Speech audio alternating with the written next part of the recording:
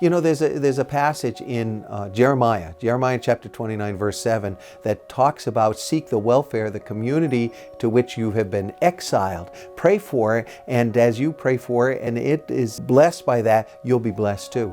And so I kind of really look at that as kind of my model for ministry is I want to be a blessing to the community through whatever I can do. The community itself is kind of like family.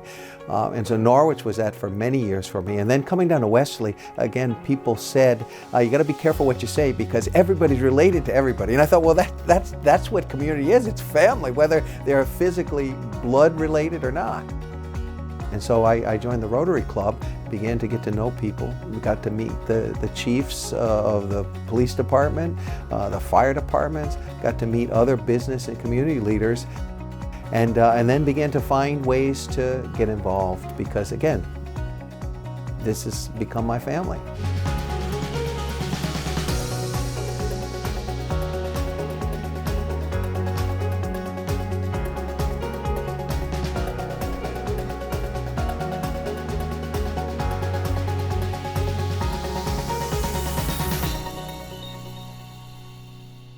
What you see is what you get. If he's in the community, if he's at church, he's always the same person. He's just a joyful guy, always good to hang out with. He's the most sincere, kind-hearted, gentleman, caring, community-driven. He has a wealth of knowledge and experience that really help people through very, very difficult times in their lives. Cal is a giver and not a taker. And he's always giving to other people, helping other people. If I called Cal at 2 in the morning and said, listen, I had a really bad fire, I need some help, he'd be there in a minute. And plus he can get there really fast in his Mustang. Cal is, and I think he would agree 100%, he is a ham. Despite his complete involvement in the community, he is 100% a family man and is the best dad to our 3 girls. He's always there for us. Whatever we need, he's there. Service above self. That's what Cal's all about. He is passionate about every one of his causes. He is dedicated, he is driven.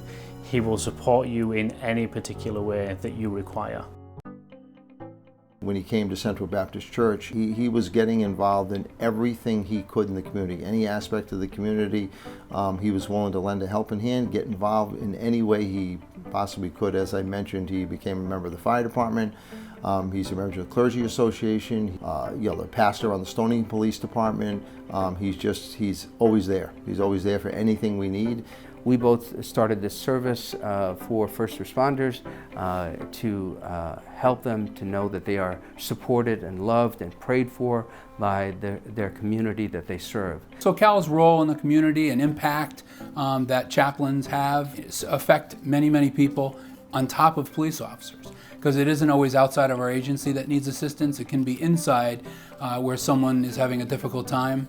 Police officers aren't bulletproof, and we have concerns as well and things that bother us. So he was always available. He'd show up, just be there in case someone wanted to chat with him. Cal's contributions to our organization were he set up the Police Fire EMS Memorial Sunday, which is usually in September, October.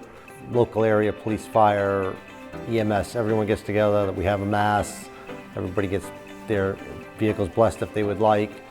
He took charge of that. He's also the chaplain, and every year on the second Sunday of June, the fire department has a Memorial Sunday parade for all the past members, and he is the person that leads the parade as the clergy. Cal touches a lot of hearts. Cal touches a lot of areas, and it's, from my standpoint, being a Rotarian, it's what Rotary does. Cal is involved with, we're involved with the church, we're involved with mission groups, we're involved in funding wells in Guatemala, we're involved in planting trees in Costa Rica. This is right up Cal's alley, and Cal's always there.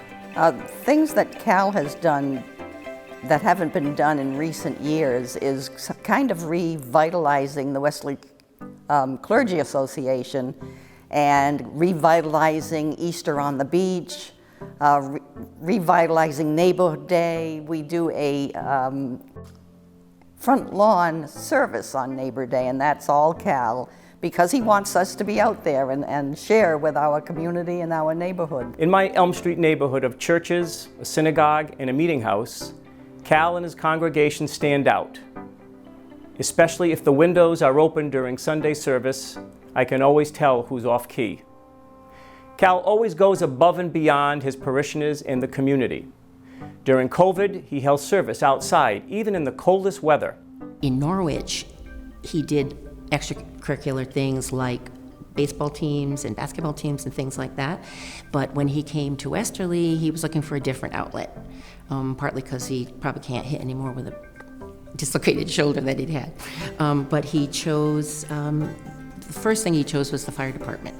And he really got involved with that. And I kept saying, aren't you too old to be doing fire stuff? And like that. And he's like, I'm there for people to talk to. And some of the men and women would pick him out to tell stories. Responds to all the calls, to all the trainings. Like I said, you can open ears, he's there. Every time a member needs him to talk, we can depend on him.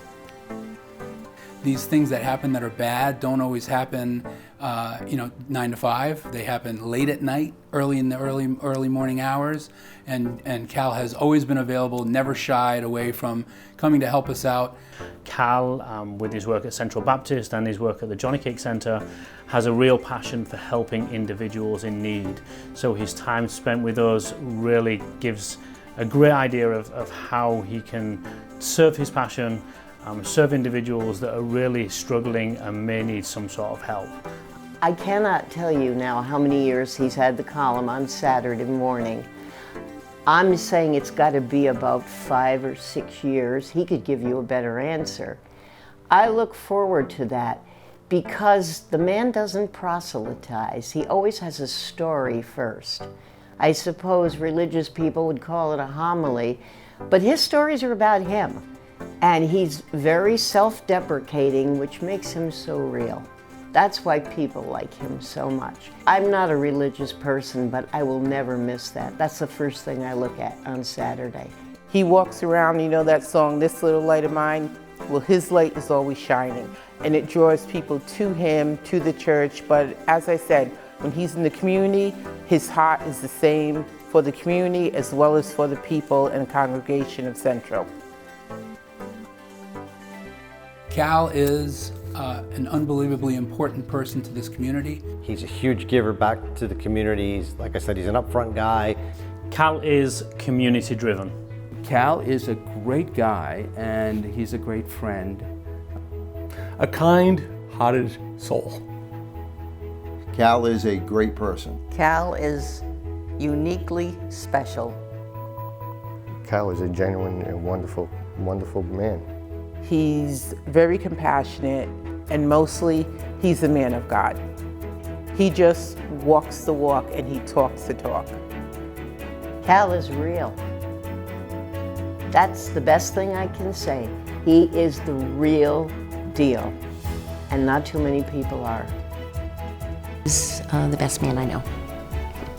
What you see with Cal is what you get. He wears his heart on his sleeve, and he has been a champion for this community for endless number of years.